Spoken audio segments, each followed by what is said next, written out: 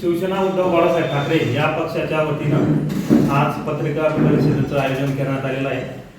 आजचा महत्त्वाचा विषय असा की कालपासून आमचे शिवसेनेचे नेते आदरणीय उमेददादा पाटील हे आंदोलनासाठी बसलेत। तर त्यांचा आंदोलनाचा मेन विषय असा आहे की नार-पार गिरणा प्रकल्प। मित्रांनो, नार-पार गिरणा प्रकल्प हा नार आणि पार या नदी सुरुवात होतो, जो पेठ आणि सुरगाणा हे नाशिक जिल्ह्यातले दोन तालुके आहेत। ज्या तालुक्यातल्या ज्या नार-पार नदीचं जे पाणी होतं एकूण हे नेहमी वाया जात होतं, तर ते वाया न जाता नार-पार नदीतून एक टेकडी ज्याचं अंतर आहे 6 किलोमीटर, तिथं एक टनेल जर केलं तर ते पाणी गिरणा या डॅममध्ये येऊ शकतं आणि गिरणा डॅमच्या माध्यमातून मग तो नाशिक जिल्हा असेल, जळगाव जिल्हा असेल, पुढे धुळे जिल्हा असेल आणि त्याच्यानंतर पुढे नंदुरबार जिल्हा असेल, नंदुरबार जिल्ह्याचा सुद्धा काही भाग या योजनेच्या अंतर्गत येतो। तर यामध्ये टोटल 6 किलोमीटरचा एक टनेल जर झाली तर 100% हा सर्व जे पाणी टोटल 29 TMC त्यातलं 10 TMC जरी पाणी आपल्याला गिरणा डॅममध्ये आलं तरी सुद्धा नाशिक जिल्ह्यातील कसमाजे पट्टा आणि जळगाव जिल्ह्यातील जळगाव लोकसभेतील जे 40 गाव, बळगाव, पाचोरा, एरंडोल, धरणगाव आणि जळगाव ग्रामीण असं सर्व तालुक्यांना हा टोटल 2,500 हेक्टर सिंचन हा ओलिताखाली येणार आहे। यासाठीचा हा महत्त्वाचा प्रोजेक्ट आहे आणि याच्यासाठी जर तुम्हाला ऐकून कदाचित आश्चर्य वाटेल की या सर्व प्रोजेक्टसाठी येणारा जो खर्च आहे हा फक्त आणि फक्त 7,500 कोटीचा आहे।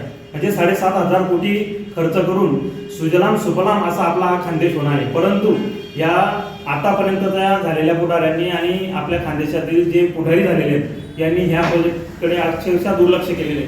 हा 1960 साली त्या टायमाचे जे पुढारी होते हिरे साहेब, त्यांनी असताना ते स्वतः असताना हा प्रोजेक्ट त्यांनी घेतला होता ते, परंतु त्या 1960 पासून तर आज 2024 मध्ये आपण बसलेलो या कालावधीमध्ये या प्रोजेक्टकडे 1 रुपयाचं सुद्धा काही काम झालेलं नाही। फक्त आमचे उद्धव साहेब CM असताना, महाविकास आघाडीचं सरकार असताना हा जो प्रोजेक्ट होता हा केंद्राच्या ताब्यात होता। त्यांनी हा प्रोजेक्ट हा राज्य सरकारच्या अंडरमध्ये आणून या प्रोजेक्टची पुढील ही कारवाई चालू केली, पण त्यातच गद्दारी झाली, आमचं सरकार पडलं महाविकास आघाडीचं आणि त्यानंतर नुसत्या घोषणाबाजी चालू आहे। या प्रोजेक्टसाठी काही दिवसापूर्वी राज्यपालांनी काहीतरी केलं म्हणे असं आम्हाला माहिती भेटली। तर असा एकंदरीत हा प्रोजेक्ट आहे। याच्यात टोटल 10 TMC पाण्याचा हा वापर होणार आहे आणि हे पुढे तापी मार्गे हा गुजरातमध्ये जाणार।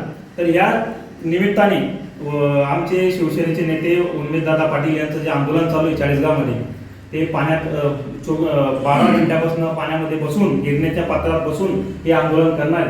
तर मी आपल्या पत्रकार परिषदेच्या माध्यमातून मी सर्व प्रशासक, सर्व यंत्रणा, सर्व शेतकरी बांधव यांना सूचित करीत इच्छितो की आमच्या नेत्यांचं उपोषण योग्य त्या मार्गाने, योग्य त्या दिशेने जर समजा नाही सुटलं तर आम्ही सुद्धा 2 दिवस उद्या किंवा परवा आम्ही सुद्धा त्याच धर्तीवर, त्याच माध्यमातून आम्ही सुद्धा नदी पात्रात अर्धनग्न आंदोलन हे करणार आहोत। चाळीसगाव तालुक्यात आज रोजी सुरू असलेले खासदार उमेददादा पाटील यांचे गिरणा नदी पात्रात सुरू असलेल्या आंदोलनाला पाठिंबा म्हणून पाचोरा उद्धव बाळासाहेब ठाकरे शिवसेना पक्षाच्या नेत्या वत्सलाताई सूर्यवंशी यांच्या नेतृत्वाखाली सोमवार दिनांक 26 रोजी सकाळी 10 वाजता पाचोरा तालुक्यातील ओझर या गावी उमेददादाचं त्या स्वरूपाचं आंदोलन सुरू आहे। त्या स्वरूपाचं आंदोलन पाचोरा शिवसेनेतर्फे करण्यात येणार आहे।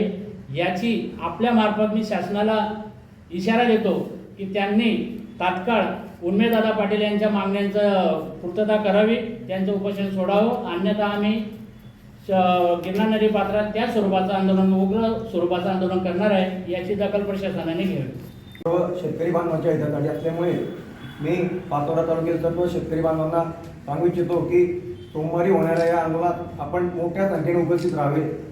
युवा सेना, शिवसेना, महिला आघाडी व शेतकरी सर्व बांधवांनी त्या आंदोलनात आपण उपस्थित राहून नार या प्रकरणासाठी आपण जो लढा उभा केला आहे उमेदवाराच्या माध्यमातून तो आपण यशस्वी करू।